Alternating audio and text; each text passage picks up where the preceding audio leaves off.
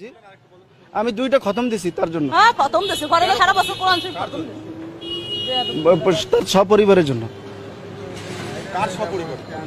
বঙ্গবন্ধু এবং তার পরিবার, শেখ পরিবার, যারা এই 5-15 আগস্ট যারা নিহত হয়েছে তাদের জন্য। আপনারা এগুলো সরাবেন নাকি আপনারাও তার সাথে পাগল হয়েছেন?